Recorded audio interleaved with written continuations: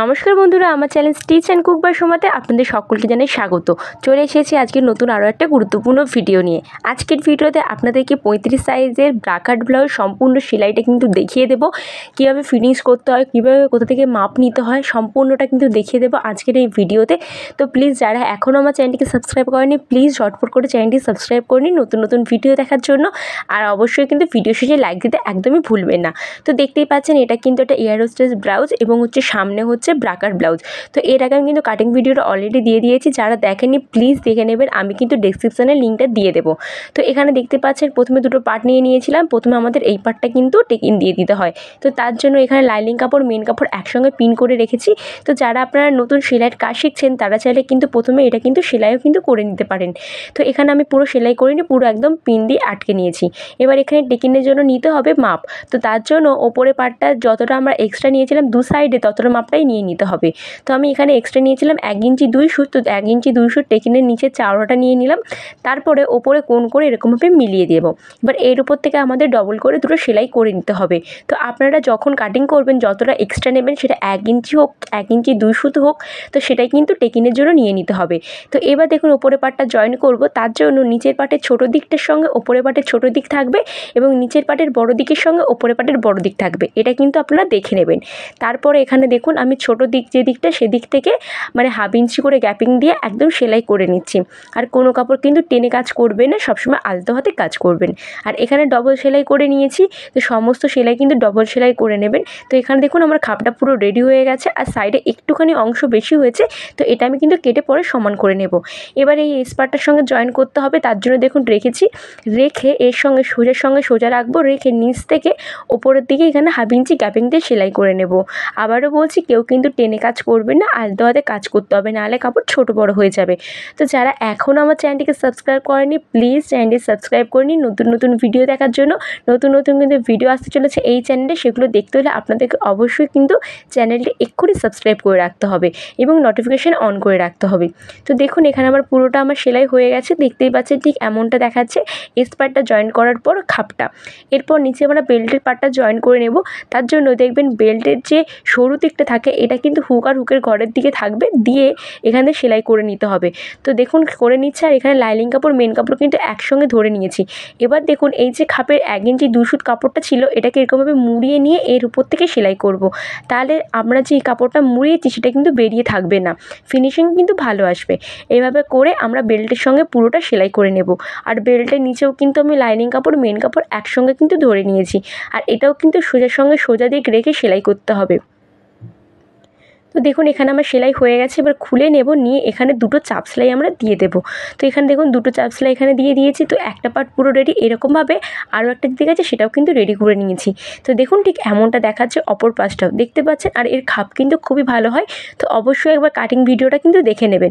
তো দেখুন ঠিক এমনটা দেখাচ্ছে, দুটো পার্ট পুরো রেডি হয়ে গেছে। এবার এখানে আমাদেরকে এর যে হুকের ঘর এবং গলা পট্টি সেটা কিন্তু বসিয়ে নিতে হবে। তো এখানে দেখুন হুক আর হুকের পট্টি বসিয়ে নিয়েছি এবং গলা পট্টিও সামনে বসিয়ে নিয়েছি। আর পিছনে কিন্তু গলা পট্টি বসাবো না, কারণ পিছনে আমি একটা এখানে পোটলি বাটনের উপর ডিজাইন করেছি, সেই ভিডিওটা কিন্তু আমি অলরেডি আপলোড করে দিয়েছি। যারা দেখেননি প্লিজ একবার দেখে নেবেন, এখানে তাই আর দেখাচ্ছি না। সেটা কিন্তু দেখতে পাচ্ছেন এরকম এয়ার হোস্টেসের উপরে পোটলি বাটনের ডিজাইন হয়েছে, এটা কিন্তু দারুণ লাগে, আপনারা অবশ্যই একবার তৈরি করবেন। আর আমাকে কিন্তু কমেন্ট করে জানাবেন যে আপনাদের এই ভিডিওটি কেমন লেগেছে। তো এখানে দেখুন আমি এবার পুট লাইনটা জয়েন করে নেব, সামনের পার্ট এবং পিছনের পার্ট সোজার সঙ্গে সোজা রেখেছি। রেখে এই সামনে যে আমরা সেলাই করেছিলাম গলা পট্টির জন্য, সেই গলা পট্টির পর থেকে পিছনে কাপড়টা রাখবো, রেখে কিন্তু হাফ ইঞ্চি গ্যাপিং দিয়ে সেলাই করে নেব। এভাবে করলে কিন্তু পুট লাইন যখন সেলাই হয় ফিনিশিং কিন্তু খুবই ভালো আসে, কোনো কাপড় কিন্তু উঠে থাকে না। তো দেখুন আমি কীভাবে করছি, আমার হাতের দিকে একটু লক্ষ্য রাখুন।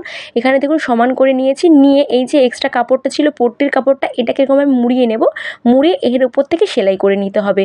আর অবশ্যই কিন্তু সমস্ত সেলাই দুটো করে দেবেন। তো এখানে দেখুন পুট লাইনটা আমি এখানে ডবলভাবে সেলাই করে নিচ্ছি। তো নেবার পর আপনাদেরকে খুলেও দেখাবো ঠিক কেমনটা দেখাচ্ছে, এটা কিন্তু দারুণ হয়।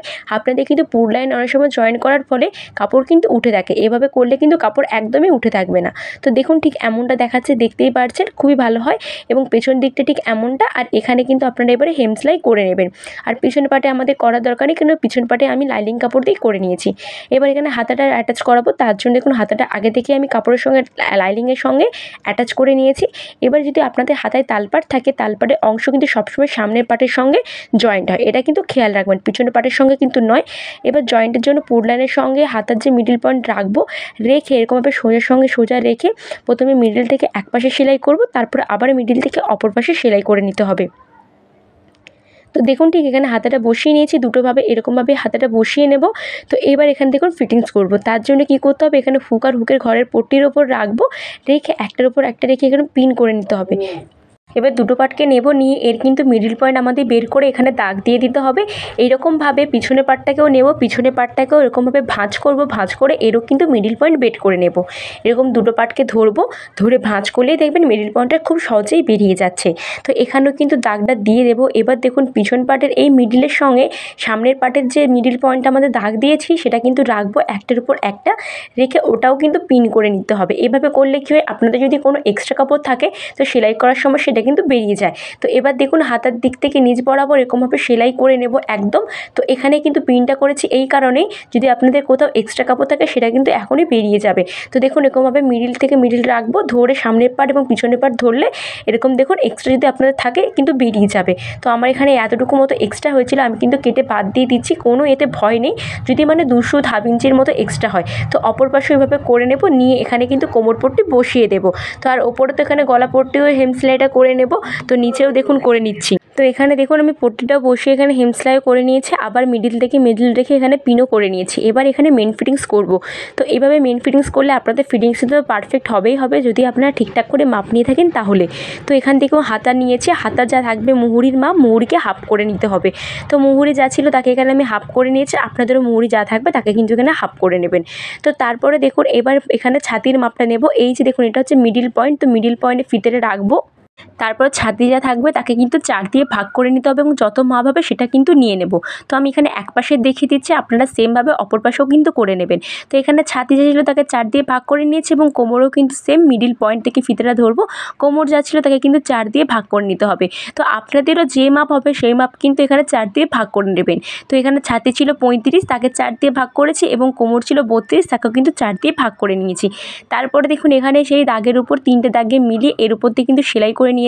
তো অপর পাশে ওইভাবে করে নেব। এবার আপনাদেরকে পুরো ব্লাউজটা আমি খুলে দেখাচ্ছি ঠিক কেমনটা দেখাচ্ছে। তো দেখুন এটা হচ্ছে ব্লাউজটা রেডি হবার পর, এর খাপ কিন্তু খুবই ভালো হয়, দেখতেই পাচ্ছেন। তো আশা করছি পুরো ভিডিওতে আপনাদের ভালো লেগেছে, ভালো লাগলে অবশ্যই লাইক শেয়ার কমেন্ট করুন। দেখা হচ্ছে অন্য কোনো নতুন